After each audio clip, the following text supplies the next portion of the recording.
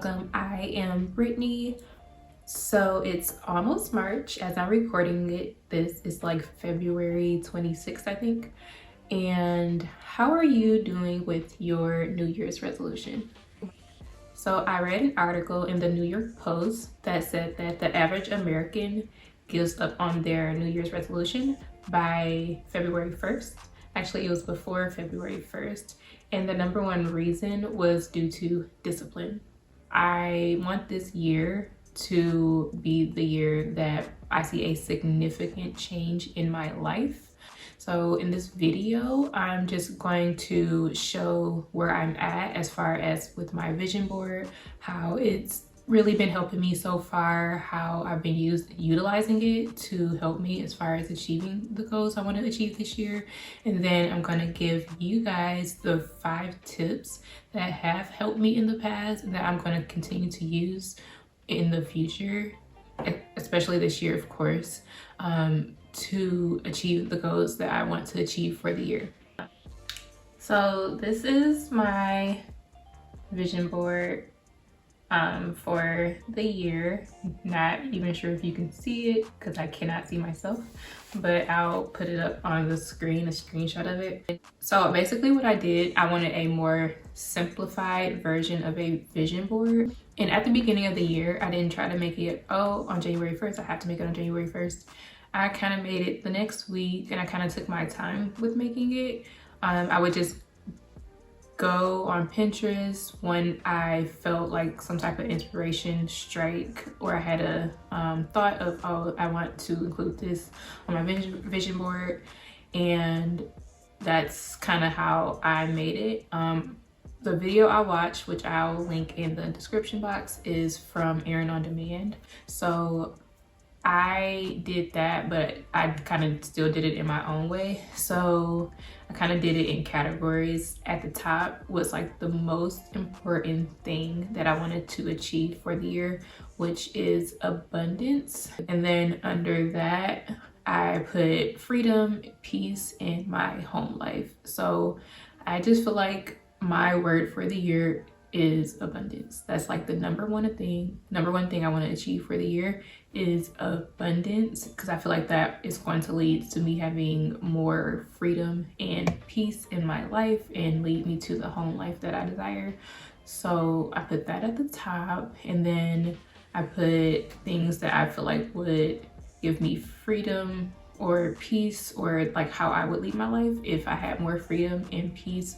So that includes travel. And then I put like a play and museum, because those are things I can do now. I just have to make the effort to achieve those. So those are things that I feel like I want my life to look like. Those are things I want to do when I have more freedom in my life, more freedom of my time. It's just become more cultured. So that's why I included those on the vision board. And then underneath that, I have like me reading peacefully, like on a beach, or just reading. I feel like that's just on a regular basis. Just being able to peacefully read and just relax. That's just like the ultimate goal for me. And then under that is how I would want my home life to look. The car I would want to drive, the house I would want, home gym, so I don't have to leave out of the house to go to the gym, a garden. So yeah, so I feel like it's a simplified version of how I want my year to look and how essentially I want my life to look. So both.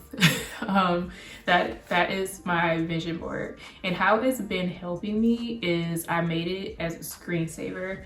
And honestly, I feel like when you put something as a screensaver, eventually you're just going to get used to seeing it and it kind of fades in the background. So I have been intentional, like every day, just making a point to look at it. And I feel like not rushing to make the vision board actually is what helped me, because I was able to take my time with it and like naturally pick out pictures that worked. So I just always stop like at least once a day to look at it and be like, yeah, this is what I want. This is what I want my life to look like. Okay, now I'm going to talk about 5 things that have helped me in the past as far as achieving goals, and I'm just gonna continue to keep these tips in mind moving forward. So number 1, and I actually watched someone else's video on this, and I feel like it's really life-changing. Like a light bulb went off in my head. So the number 1 thing, think about that one thing that may stop you from achieving that goal. So what will hold me back from working out is time. I decided that I wanted to work out in the morning. So it's like, okay, I'm going to have less time to sleep in, which if you have not been working out, because last 2021 I actually started working out. I was consistent for a year, and then I stopped. Starting back up I felt like would have been easy because I was used to it, but I got back used to sleeping in and having that time to myself to sleep in. So that was the biggest hurdle for me, was losing that extra hour of sleep for me to sleep in. So think about what is going to be an obstacle for you as far as achieving that goal. Like, what is that number 1 thing that is going to stop you? But what helped me actually finally get up and start working out is and this sounds weird and counterproductive, but I would tell myself every day, I'm like, I am gonna get up and work out tomorrow. I'm gonna do it tomorrow. I kept doing it and I kept not doing it, and I just literally eventually just got tired of myself. I got tired of telling myself that I was gonna get up and do it and get up and work out, and never did. I literally said I'm just gonna keep telling myself I'm gonna do it until I actually do it, and just get so annoyed and tired of myself that I just eventually just get up, like, forget it. Just do it. so that is what helped me finally get up and actually start working out. So the second tip I have is to plan out your goal or your habit. And how I plan mine out is basically not who, because obviously who is me, but what, when, where, and why. And you don't have to frame it that way specifically, but as far as working out, it would be what I'm gonna work out with a workout video that I find on YouTube. And when is Monday, Wednesday, Fridays at 6:30. So that is when I'm going to work out. Where is in my living room. I have my yoga mat or whatever mat that I work out on. So it's in my living room.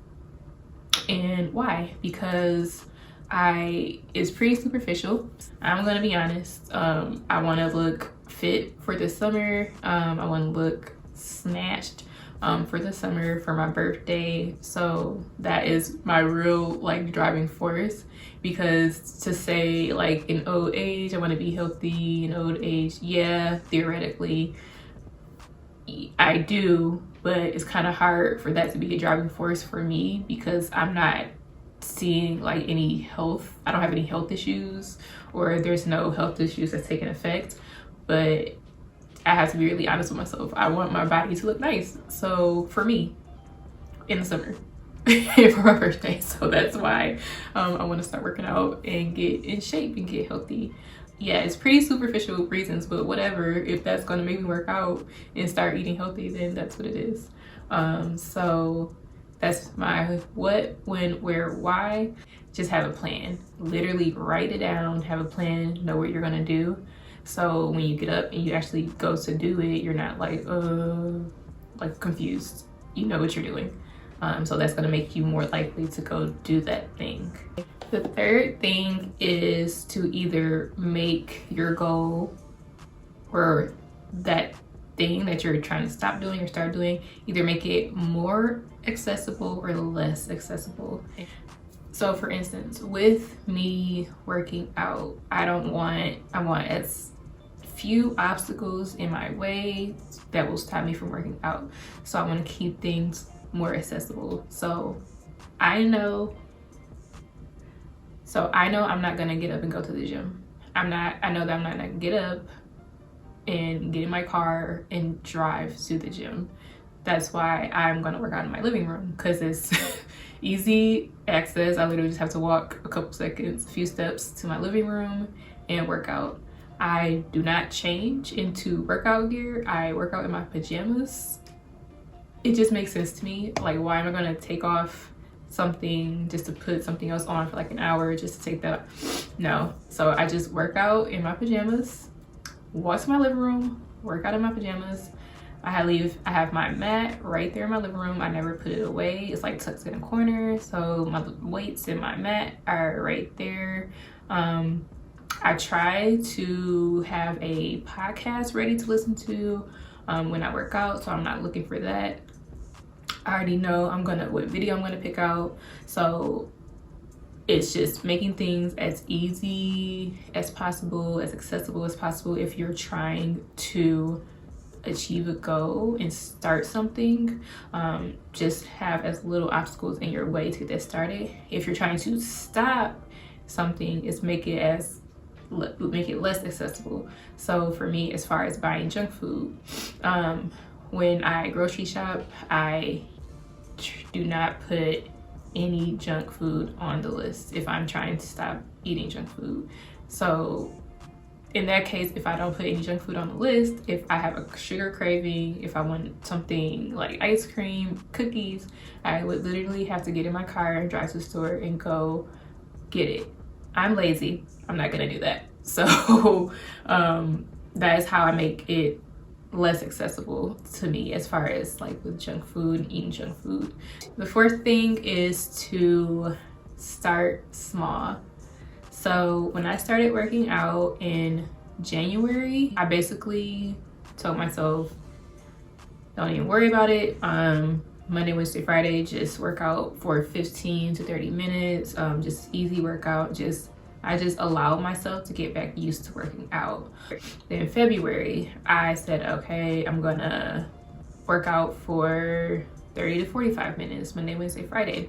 I'm just focused on getting my body back used to working out.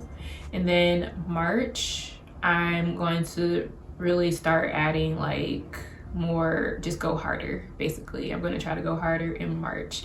And then April, I want to April or May, I don't know, I want to get back in the gym. It's going to be warmer out. It's going to be, well, probably going to be rainy, whatever. But whatever. So whenever it gets warmer out, sunny, and I feel, encouraged to like actually want to go outside, I'm gonna start going back to the gym, because I feel like the results you get from the gym are unmatched. Like, you cannot get the same results at home. Maybe that's just like a limiting belief for me. But I just feel like when I'm in the gym, I get faster, better results than working out at home. Yeah, so you don't have to just go all in. Like, just like, say if you're trying to eat healthy, you don't have to just throw all your junk food away and just start just eating like no meat, no dairy. You don't have to just take everything away all at once, because I feel like that is going to make you give up, because it's just too much at once. So just kind of start small and then build up, basically. And then the fifth tip is to realize that everything takes time. Nothing is going to happen overnight. And I struggle with this, especially with like working out, because I have a mirror. So I'm constantly like seeing myself in the mirror like every day. So and it's like with working out, you don't see the results. They kind of come out of nowhere. So even with me like working out in January, and now it's almost into February, like literally out of nowhere, I noticed that my waistline was like a lot slimmer. And I was like, it was just literally felt like it was just out of nowhere. So you have to have that patience to give yourself time to see the results. It's like top of mind. You're like trying to make that effort to achieve that goal until it's a part of your routine. And once it's a part of your routine and you're used to it, you barely have to think about it. So it's like, give yourself that time for that habit to be a part of your routine. Like, just make sure you're consistent, and honestly, eventually it'll become your part of your routine, a part of like who you are, a part of, you know, who you believe yourself to be.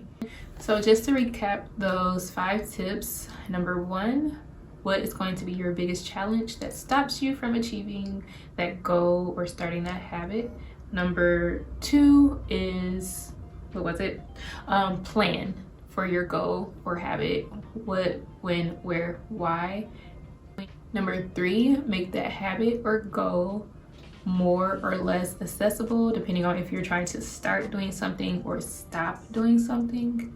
And then start small. Don't try to do too much at once. And then lastly, realize that everything takes time. You have to be consistent to have a goal or habit start to become routine to where you get used to it. So give yourself time, give yourself grace. Just try to be consistent with that goal.